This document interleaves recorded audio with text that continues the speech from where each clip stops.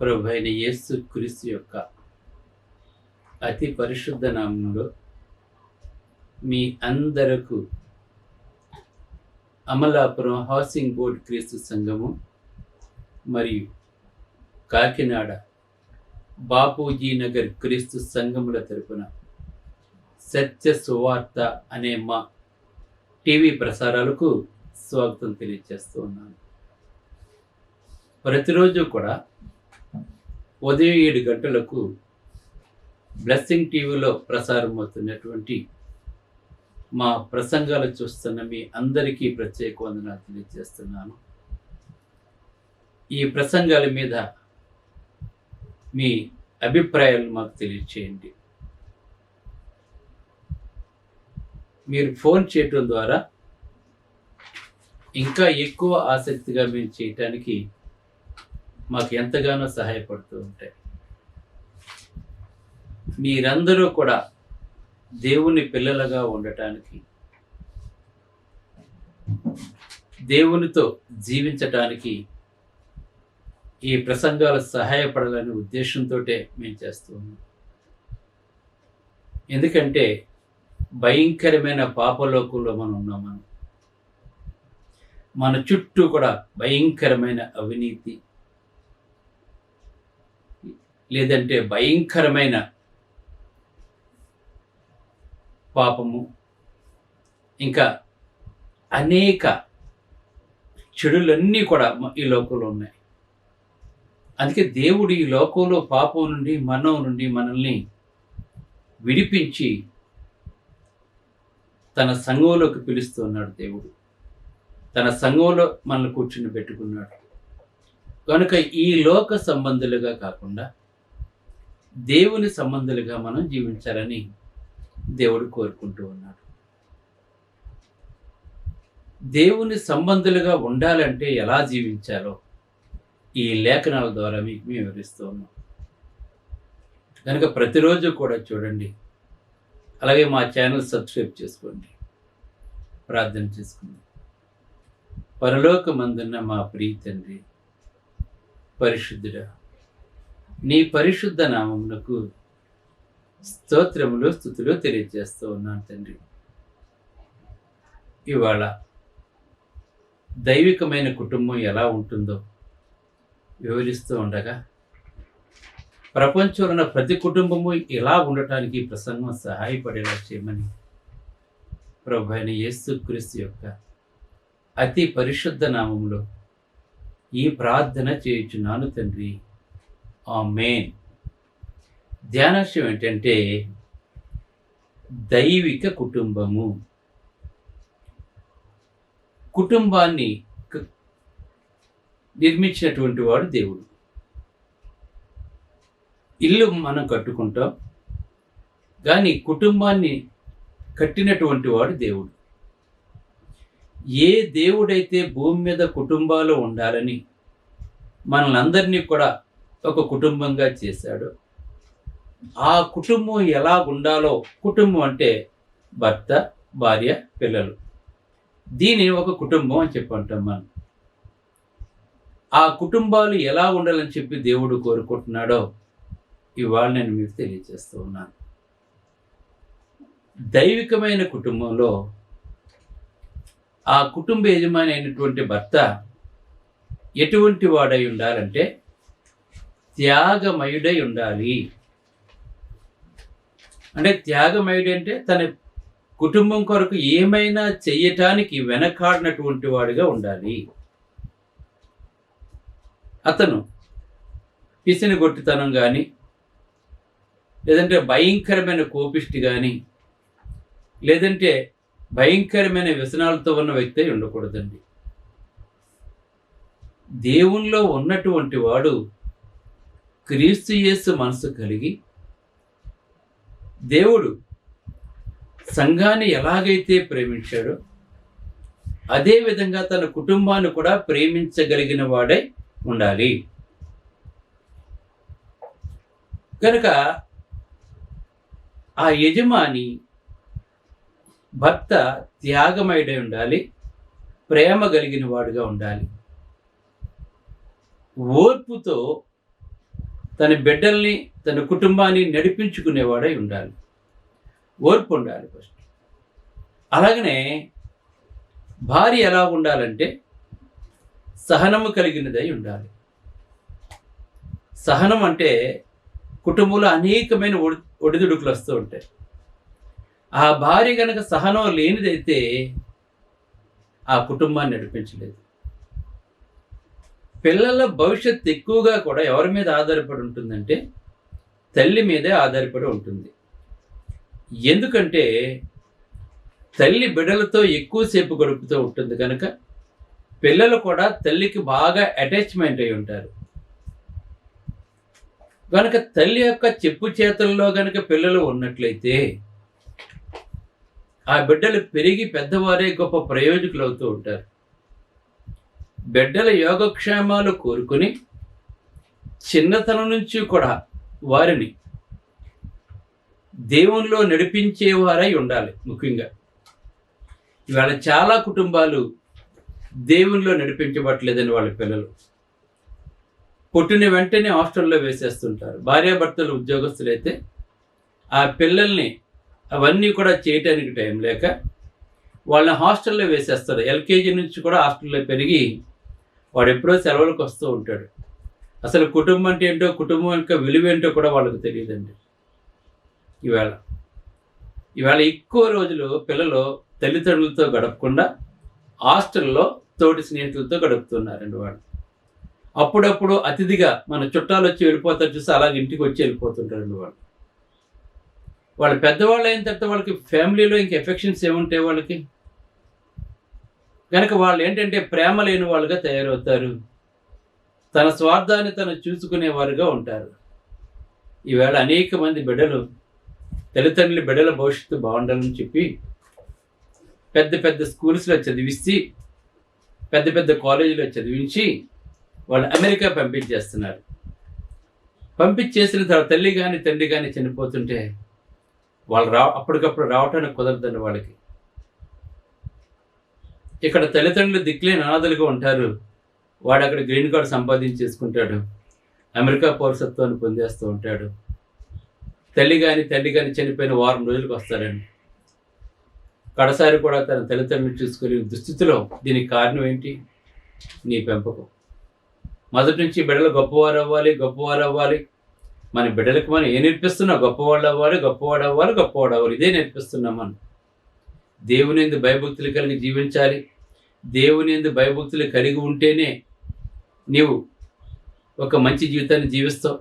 ఈవేళ చాలామంది తల్లిదండ్రులు బిడ్డలు భౌతికంగానే ఎదగాలని చెప్పి అనుకుంటున్నారు, కానీ ఆత్మీయంగా వాళ్ళని చంపేస్తున్నారండి. వాళ్ళ బిడ్డలు ఎప్పుడు చూసినా సరే గొప్ప జాబ్ చేయాలి, గొప్ప ఉన్నతమైన స్థాయికి వెళ్ళిపోవాలి.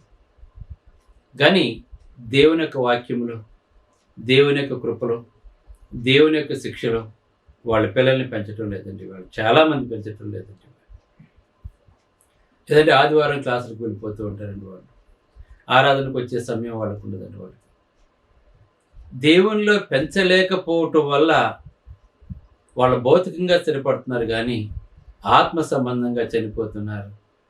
ఆత్మ సంబంధంగా దేవుని యొక్క వాక్యము అనే భేదము చిన్నతనంలో వాళ్ళకి లేదు కనుక పెద్దవాళ్ళు అయిన తర్వాత వాళ్ళు అటువైపే సాధారణంగా రారండి. వాళ్ళు అదే చిన్నప్పటి నుంచి కూడా దేవుని యొక్క వాక్యంలో పెరిగితే, అందుకే బాలుడు నడవలసిన త్రోవను వానికి నేర్పించము, పెద్దవాడు అయిన తర్వాత దాంట్లో తొలగిపోవడం చెప్పి జ్ఞాని అయిన సులోమోను 22వ సామెతలో తెలియజేస్తున్నాడు. ఇవాళ చాలామంది దైవికమైన కుటుంబం అంటే భర్త, భార్య, పిల్లలు అందరూ కూడా ప్రతి ఆదివారము దేవుని సన్నిధికి వెళ్ళి దేవుని ఆత్మతో సత్యముతో ఆరాధించాలి. అక్కడ దేవుని యొక్క మాటలు వినాలి, అవి పిల్లలకు నేర్పించాలి. కీర్తన ద్వారా దేవుని మనం గణపరచడం వాళ్ళకి నేర్పించాలి. ఉదాహరణ, మోషే ఎటువంటి రోజుల్లో పుట్టాడు అంటే, ఇజ్రాయేల్ పిల్లలందరినీ కూడా మగపిల్లవాడు పుడితే నైలు నదిలో పడవేయాలి. రాజు అటువంటి శాసనం చేశాడు. అటువంటి సమయంలో పుట్టాడండి అతను. 3 నెలల తల్లి తనను దాచి ఇక దాయలేక ఒక జమ్ము పెట్టె చేసి కీలు పోసి నైలు నదిలో వదిలేస్తే ఏ చట్టమైతే చేశాడో ఆ రాజు యొక్క కుమార్తె వచ్చి అతని మిక్కిలి సుందరుడైనట్టు చూచి తను పెంచుకోవాలని చెప్పి అనుకుంది. అక్కడే ఉన్న మిరియాము, మోషే యొక్క అక్క, ఈ బిడ్డని పెంచడానికి నేను ఎవరైనా ఆయాన్ని చూడమని చెప్పినప్పుడు ఆ బిడ్డ తన సొంత తల్లి దగ్గరికి వెళ్ళాడండి. పెద్దవాడు అయ్యే వరకు కూడా నువ్వు అతన్ని పెంచి తర్వాత నాకు అప్పగించమని చెప్పింది ఫరో యొక్క కుమార్తె. ఆ విధంగానే పెద్ద అయ్యే వరకు కూడా పెంచి పెద్దవాడు అయిన తర్వాత ఫరో కుమార్తెకి అప్పగించేసింది. అప్పటి నుంచి కూడా ఫరో కోటలో పెరగటం మొదలుపెట్టాడు మోషే.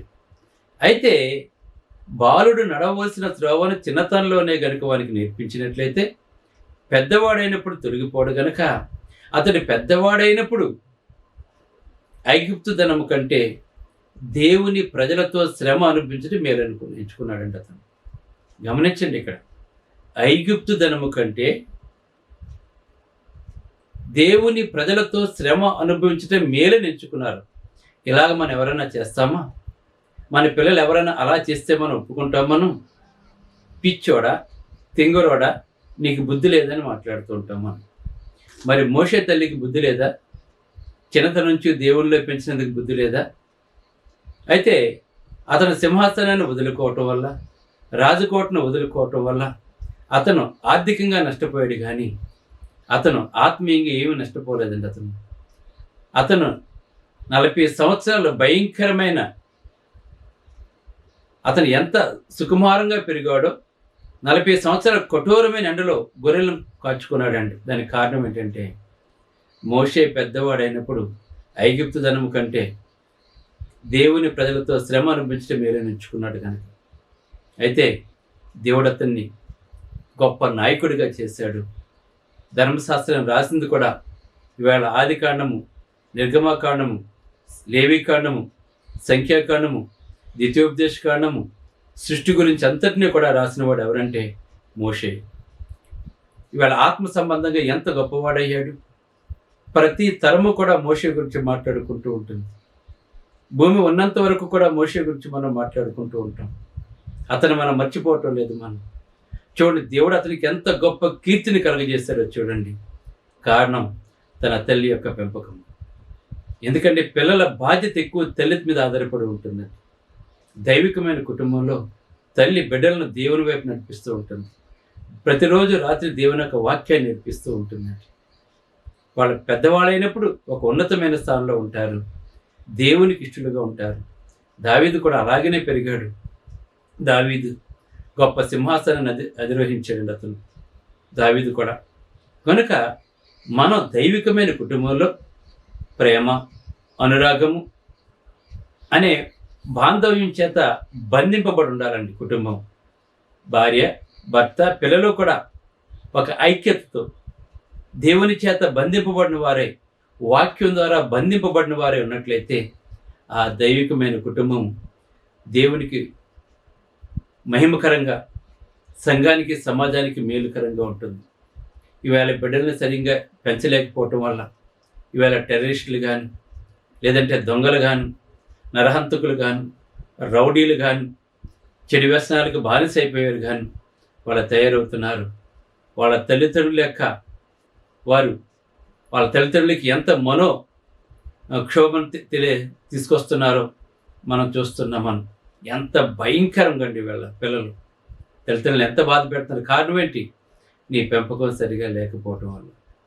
కనుక దైవికమైన కుటుంబంలో భర్త, భార్య, పిల్లలు అందరూ కూడా దేవునిలో జీవించినప్పుడు ఆ బిడ్డలు బాగుంటారు, ఆ కుటుంబం బాగుంటుంది. దేవునికి ఇష్టమైన కుటుంబంగా ఉంటుందండి ఆ కుటుంబం. దేవునికి ఇష్టమైన కుటుంబంగా, దేవునికి ఇష్టమైన పిల్లలుగా మన పిల్లలు ఉండాలని చెప్పి దైవలేఖనం మనకు తెలియజేస్తారు. అందుకే దైవికమైన మార్గంలో నడిపించే, బోధించే తల్లిదండ్రులు ఉంటారండి ఆ కుటుంబంలో. దైవికమైన కుటుంబం అంటే పిల్లల్ని దైవికమైన మార్గంలో నడిపించి బోధించేవారుగా ఉంటారు. అలాగనే పిల్లలు ఎలా ఉంటారంటే శ్రద్ధగా విని దానిని అనుసరించే పిల్లలుగా ఉంటారు. వాళ్ళు నిజంగా దేవుని చేత ఆశీర్వదింపబడతారు. ఈవేళ ఎంతమంది తల్లిదండ్రులు తమ పిల్లలను దైవికమైన మార్గం నడిపిస్తున్నారో మనం అర్థం చేసుకోవాల్సిన వారి మీద. ఎంతమంది పిల్లలు తల్లిదండ్రులకు విధేయత కలిగి జీవిస్తున్నారో మనం తెలుసుకోవాల్సిన వారి మీద మనం. కనుక దేవుడు ఏం చెప్తున్నాడంటే, బోధించి మార్గోపదేశం చేసే తల్లిదండ్రులు, మర్యాద విధేయత చూపించే పిల్లలు దైవికమైన కుటుంబంలో ఉంటారండి. వాళ్ళు దైవికమైన కుటుంబాలు ఎలా ఉంటుందంటే, బోధించి మార్గోపదేశం చేసే తల్లిదండ్రులు ఉంటారు, ఆ తల్లిదండ్రులు అటువంటి వారిగా ఉంటారు. పిల్లలు మర్యాద విధేయత చూపించే పిల్లలుగా ఉంటారు. ఇవాళ చాలామంది పిల్లలు చదువుకుంటారు కానీ వాళ్ళకి జ్ఞానం ఉండదండి. వాళ్ళకి పెద్దవాళ్ళని గౌరవించాలని, ఎవరైనా పెద్దవాళ్ళు వెళ్తే లేచి నిలబడి గౌరవ మర్యాదగా మాట్లాడాలని తెలియదండి. వాళ్ళు అక్కడే కూర్చుని ఉంటారు. ఆ ఏకవచనంలో సంబోధన చేస్తారు. ఎవరు కావాలి, ఏంటి అంటే చూసారా, మర్యాద లేకుండా, గౌరవం లేకుండా, ఆ మాటలో ప్రేమ లేకుండా కటువుగా మాట్లాడుతూ ఉంటారండి. దైవికమైన కుటుంబాలు అలాగైతే అలా ఉండరండి. అందరూ కూడా ఎంత ప్రేమిస్తారంటే వాళ్ళు నిజంగా ప్రేమ కలిగిన వారు ఉంటారు, దయ కలిగిన వారు ఉంటారు. చిన్నతనం నుంచి కూడా క్రీస్తుని ఎరిగిన వారుగా ఉంటారండి దైవికమైన పిల్లలు. ఒకానొక సమయంలో ఒక ఆయన విశ్రాంతి కోసం దూర ప్రాంతం వెళ్తూ ఉన్నాడు.